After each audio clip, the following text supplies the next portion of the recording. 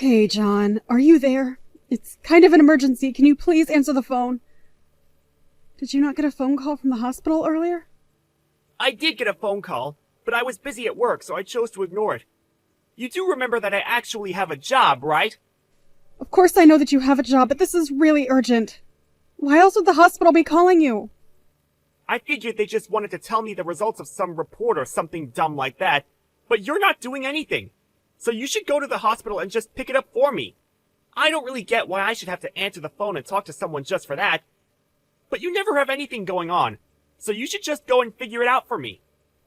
Well, that isn't exactly fair. I mean, I do work part-time, you know.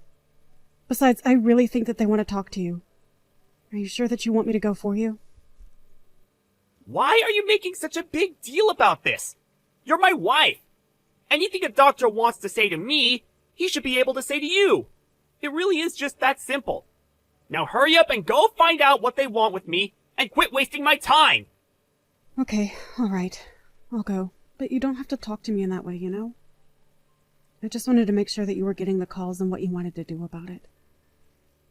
I didn't realize it was such an effort for you to get back to the doctors. Excuse me? Don't go talking as if you know why I do the thing that I do. Just be a good wife and do as I say. Got it?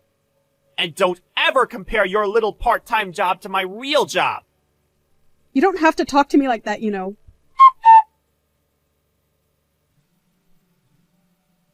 John, are you there? Please call me as soon as you see this. Call you? I wouldn't call you if I was free with nothing better to do. Besides, there are a million better ways to spend my time than talking to you on the phone. Please, John, this is serious. We really don't have the time for this. I really need to tell you this, but do you think I could just call you and explain it all over the phone? I think it would be a lot easier that way. Well, I just told you that there's no way that I'm going to be answering the phone. I don't even want to hear your voice. Besides, I'm still at work and can't be taking personal calls just because you want to chat. I know that you've already gotten off work for the day. Please, I don't really care if you're out on a busy street or something. Just please either let me call you or come home so we can talk in person. Wait, how do you know that I'm off work? Did you call my office or something? You know that I told you never, ever to call where I work. But this is an emergency, John. I don't have any other choice. Fine, jeez. What is so important that you have to bug me like this? If you're going to be so annoying about this, just spit it out. Text or voice, I'll still get the same content. So just type it out and I'll read it when I feel like it. I really think that this is the kind of thing that should be said over the phone or in person, not texted. But okay, if you're not going to call, then I have to tell you. I talked to the doctors and they said you maybe have a year left. Apparently even going into the hospital and trying to seek treatment wouldn't work for how advanced the sickness is now. Any medicine or medical treatment would just be buying time. What are you talking about? Is that supposed to be some kind of joke or something? I wouldn't ever joke about something like this, John. You know that I don't find that sort of joke funny. So basically, you're telling me I've only got a year left with you? I really don't know. The doctors say that there is a small chance that treatment might help with it. But I think that we should go to the hospital and talk to the doctors themselves about it. Do you think you'll be able to take some time off of work tomorrow to do that with me? Wait, what? You want me to go to the hospital with you? Why would I want to do that after you've just told me that you've only got a year to live? I'd much rather just have a divorce. Wait, what? Why would you say that? I mean that you've just been given a death sentence. And now that you have, I want a divorce right away. So I guess that means there were actually two big announcements for you today. Not only did you find out that you're going to die, but you also found out that you're going to die alone. So don't bother asking me to be there for you or anything like that. It's just a complete waste of time now. And to think that if this didn't happen, we would have spent the rest of our lives together. I guess you can say I really dodged a bullet there. John, seriously, what are you talking about? I think you're really misunderstanding what I said. But I get it now. You think that I'm going to die, so you're using this as your chance to throw me aside and run away. Aw, what? Did you really think I would stand by your side and hold your hand while you withered away? Why would I do that when I have another woman waiting for you? What are you talking about this time? What older woman? Did you really think that a guy like me can't get another woman to fall in love with him if I tried? I need to divorce you so that I can move on with my life and get with a new woman. And you think that just marrying someone else is going to solve all of your problems? You'll still end up tied down in ways that you don't like, I guarantee it.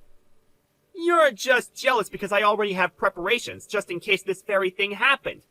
Don't be mad just because you're going to die all alone. I see. Well, then I guess I really didn't know you at all how I thought I did. I had no idea you already had another woman lined up, but fine. Be that way. Not that I needed your permission to do so. And just why are you wasting the precious time that you have left even arguing with me about this? Why don't you just move out of the house and leave me alone already? All right, fine then. Have it your way. I will leave then. I'll go ahead and get the divorce papers ready too. Well, at least you're going to be a good obedient wife for me up until the very end. I'll sign the papers, but then you figure out the rest for me. Unlike you, I have a life to live. Oops, was that too soon? Ah, well, it hardly matters now that you're just a walking corpse. Whatever, John. Have a nice life. At least you still have a good sense of humor about you. I'll just proceed with this whole divorce process then. I'll let you know when the papers are ready for you to be signed. I'm going to be moving out of the house today, though, so don't worry about me being in your space.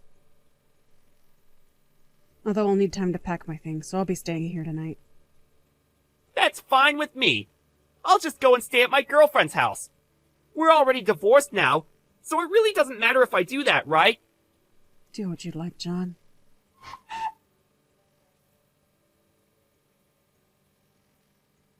All right, John, I've done as I said I would and prepared the divorce papers for you. Have you gone to the hospital at all, or are you just ignoring their calls? I got one call from the doctors telling me to reach out to you, but I told them that we're divorced and that it's not my business anymore. The hospital? Why would I have to go there? You mean you still haven't gone to talk to the doctors at all? You really still haven't figured out the mistake that you've been making? I wasn't given a year to live. You were. Wait, what? That's right. You should probably tell that girlfriend of yours before the two of you get married. But I hope you enjoy that last year of being with her. Hold on a second. Seriously? What are you talking about? What do you mean I was given a year to live? If this is some kind of joke, it isn't very funny. I'm afraid that I'm not joking about anything at all. Besides, you know that I don't like to joke about this kind of thing. I'm being very serious right now. Well, I don't believe you at all. I feel as healthy as a horse. You do remember going in for the full-body physical several months ago, right? Well, the doctors found some abnormalities and ran some tests. When you sent me to the hospital to find out the results, that was when they told me you only had a year left. But I guess you wouldn't believe me since you never went to check for yourself. But I wasn't going to my test results. They were yours, remember? You and your girlfriend might want to think about scheduling an appointment. Oh, give me a break. Do you really expect to believe that I'm the one who's dying? Don't be ridiculous. This is all a bunch of nonsense. There's no way that I'm about to die.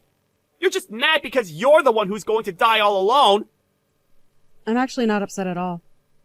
And you can only blame yourself for all of this since you weren't listening to what I was trying to say. I never once said that I was the one who only had a year to live. You just read my message the way that you wanted to read it. And then you went on to confess that you were cheating on me and that you wanted to get a divorce. Well, yeah, I guess so. But still. So all I did was fulfill a dying man's wishes and divorce him. You do remember that the whole reason I went to the hospital that day was for your test results, right? I mean, why would I go to the hospital to pick up your diagnosis and then come back with one for myself? That just doesn't even make sense. You really need to just answer the phone when the hospital calls you. But I hate talking on the phone. It's such a pain. Well, I can't disagree with you there, but now look what happened. Honestly, I have no idea how you made that mistake even. I was really surprised by it, to be honest. But then all the horrible things you said to me the second you thought that I was going to die. About not being there while I wither away and leaving me to die alone. Not to mention the fact that you've been cheating on me this whole time. Well, I thought you were going to be gone soon. I guess I kind of jumped the gun on all of this, didn't I?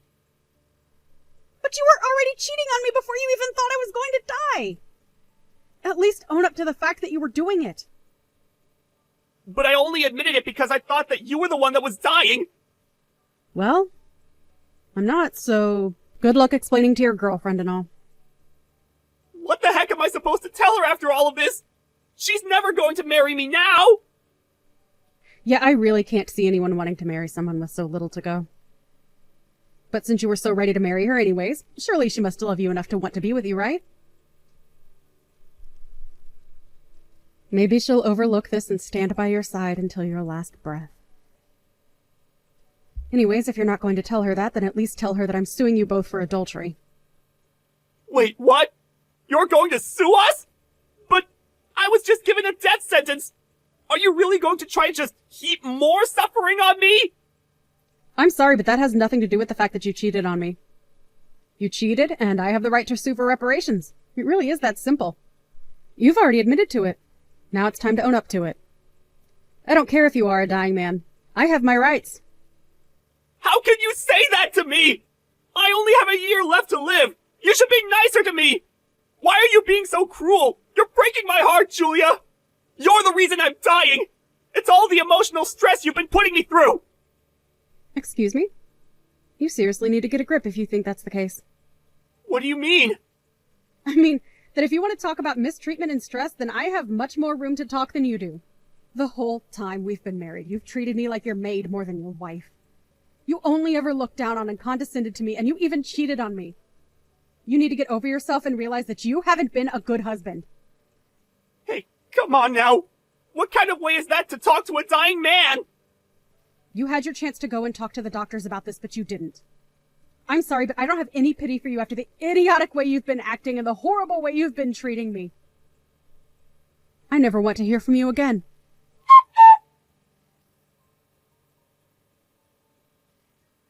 Hey, Julia, are you there?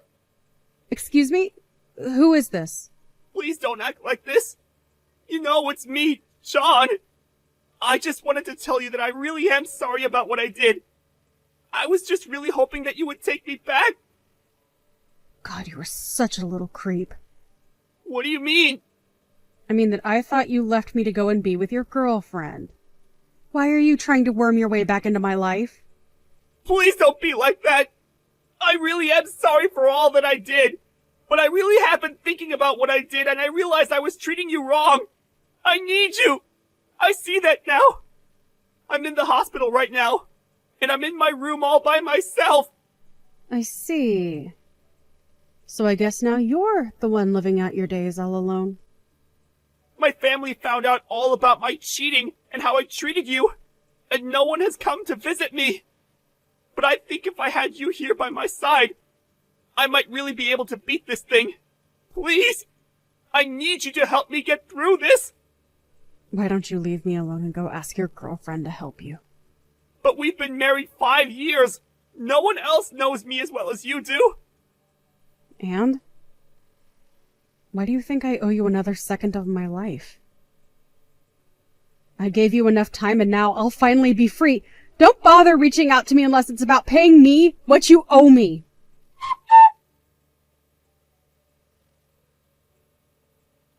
Hey there, it's me, John.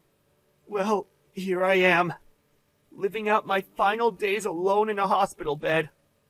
Although I suppose if I think about all that I said to Julia, I should have seen this coming. I'd like to take this space to make my final statement. I really have had a change of heart. I don't expect Julia to ever take me back or see me before I go. But that's for the best. Now that we're divorced and she's free, I really do hope that she can move on and forget all about me. I may be dying, but at least by doing so, I might be doing the only kind thing I've done for the only woman I've truly